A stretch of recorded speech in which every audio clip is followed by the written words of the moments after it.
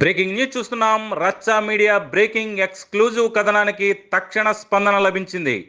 పశ్చిమ గోదావరి జిల్లా తాడేపల్లిగూడెం మండలం జగన్నాథపురం గ్రామంలో ఓ కుటుంబంపై సామాజిక వెలి కుల బహిష్కరణ పేరుతో రచ్చా మీడియాలో ప్రసారమైన కథనానికి కదిలిన జిల్లా యంత్రాంగం.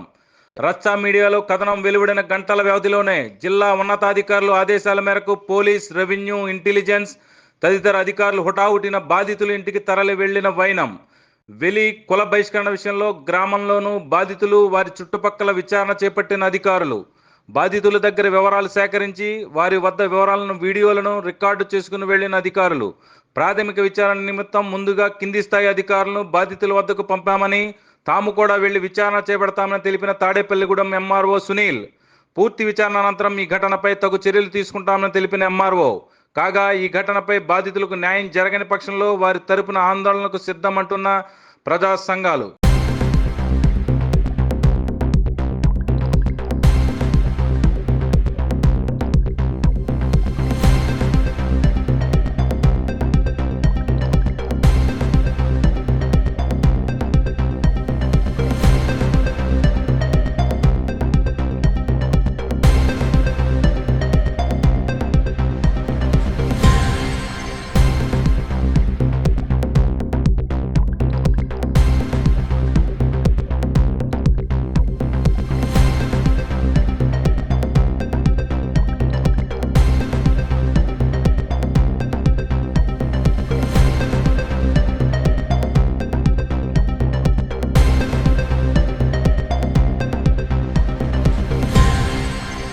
బ్రేకింగ్ న్యూస్ చూస్తున్నాం. రచ్చా మీడియా బ్రేకింగ్ ఎక్స్క్లూజివ్ కథనానికి తక్షణ స్పందన లభించింది.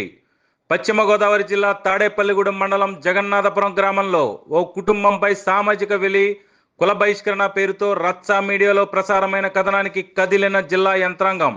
రచ్చా మీడియాలో కథనం వెలువడిన గంటల వ్యవధిలోనే జిల్లా ఉన్నతాధికారులు ఆదేశాల మేరకు పోలీస్, రెవెన్యూ, ఇంటెలిజెన్స్ తదితర అధికారులు హుటాహుటిన బాధితుల ఇంటికి తరలి వెళ్లిన వైనం.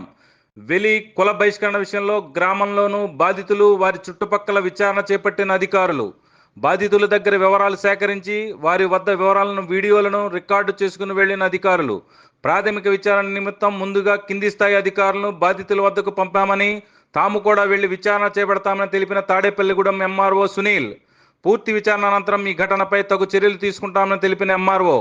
కాగా ఈ ఘటనపై బాధితులకు న్యాయం జరగని పక్షంలో వారి తరపున ఆందోళనకు సిద్ధమంటున్న ప్రజా సంఘాలు.